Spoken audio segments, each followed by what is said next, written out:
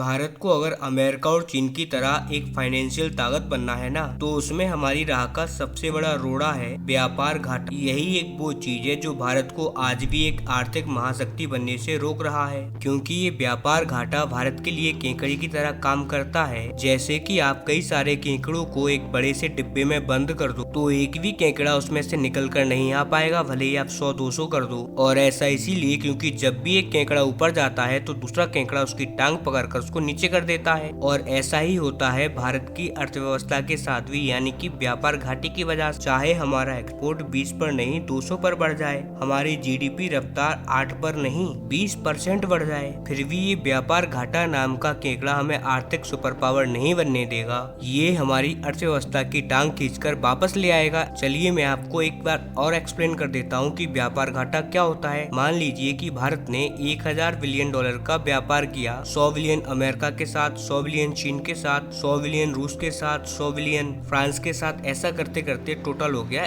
1000 billion का। अब मान लीजिए 1000 बिलियन डॉलर में से 600 बिलियन डॉलर का हमने किया एक्सपोर्ट, यानी कि हमने सामान बेचा, और वहीं 400 बिलियन डॉलर का हमने सामान खरीदा। तो अब इसमें हमारा व्यापार मुनाफा कितना हुआ? सिर्फ 100 बिलियन डॉलर, क्योंकि हमने 40 बिलियन डॉलर का सामान खरीदा और 600 बिलियन डॉलर का सामान बेचा। लेकिन अब अगर हम इसी को उल्टा कर दें, मान लीजिए कि हमने 600 बिलियन डॉलर का सामान दुनिया से खरीदा और 400 बिलियन डॉलर दुनिया को बेचा। अब ऐसे में हमें व्यापार घाटा कितना हुआ? 100 बिलियन डॉलर का। अब आप खुद सोचिए, जब हम 600 बिलियन का सामान खरीदेंगे तो अब इसकी हमें पेमेंट भी करनी होगी, क्योंकि हमने 400 बिलियन डॉलर का सामान बेचा था, तो 400 बिलियन डॉलर तो हमारे पास है हमें। लेकिन दोस्तों, उससे पहले अगर अभी तक आपने इस चैनल को सब्सक्राइब नहीं किया है तो आपसे विनम्र निवेदन है कि आप इस चैनल को सब्सक्राइब कर नोटिफिकेशन बेल को ऑन कर लीजिए और वीडियो को लाइक कर दीजिए। चलिए हम वीडियो में वापस आते हैं। लेकिन दोस्तों, उससे पहले अगर अभी तक आपने इस चैनल को सब्सक्राइब नहीं किया है तो आपसे विनम्र निवेदन है कि आप इस चैनल को सब्सक्राइब कर नोटिफिकेशन बेल को ऑन कर लीजिए और वीडियो को लाइक कर दीजिए। चलिए हम वीडियो में वापस आते हैं। डॉलर कहाँ से आएंगे? या तो हम टैक्स कलेक्ट करेंगे या फिर हम किसी देश से कर्जा लेंगे।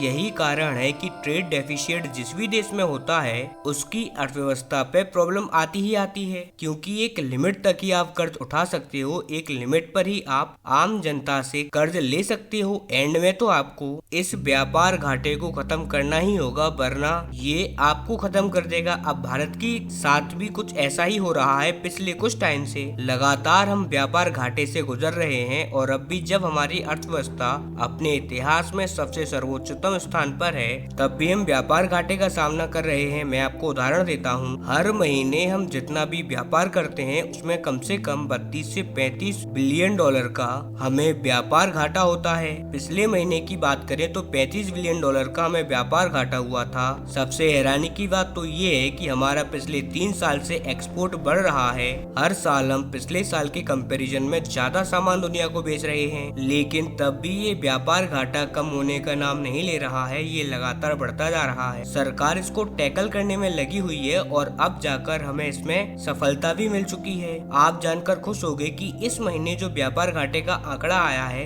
हर महीने व्यापार घाटे का आंकड़ा निकलता है, और इस महीने जो व्यापार घाटे का आंकड़ा आया है यानी कि अक्टूबर के महीने का, ये पिछले 5 महीनों में सबसे निचले स्तर पर आ गया है और इसमें जबरदस्त गिरावट देखी गई है। दरअसल सितंबर के महीने में जहां हमारा व्यापार घाटा 34.7 बिलियन डॉलर पर था, वहीं पिछले महीने ये घटकर 21 बिलियन डॉलर पर आ गया है। और ये बहुत बड़ी खुशखबरी है, क्योंकि जब 1-1.5 बिलियन डॉलर का भी व्यापार घाटा कम होता है तो खुशियां मनाई जाती हैं। अर्थव्यवस्था के लिए इसे पॉजिटिव संकेत माना जाता है। लेकिन यहाँ 1-2 बिलियन डॉलर की बात नहीं हो रही है, सीधा 13-14 बिलियन डॉलर की बात हो रही है, और इसीलिए ये भारत के लिए ह्यूमंगस खुशखबरी है। अब ऐसा क्यों हुआ? तो इसके कुछ प्रमुख कारण हैं। पहला तो ये कि भारत ने जो गोल्ड का इम्पोर्ट है, सोने के आयात को भारत ने कम किया है। वहीं दूसरी बड़ी बात ये कि भारत के जो टेक्सटाइल एक्सपोर्ट है यानी कि जो कपड़ा उद्योग है, उसने दुनिया को ज्यादा सामान बेचा है बांग्लादेश की वजह से, क्योंकि बांग्लादेश में पिछले कुछ महीनों से बहुत अराजकता फैल रही है, जिससे वहाँ पर बहुत सारी फैक्ट्रियाँ बंद हुई हैं और कई तो फैक्ट्रियाँ काम ही नहीं कर रही। वहाँ पर बिजली की समस्या है, कच्चे माल की समस्या है, और यही कारण है कि जो ऑर्डर बांग्लादेश को मिला करते थे अब वो भारत को मिल रहे हैं, और इसका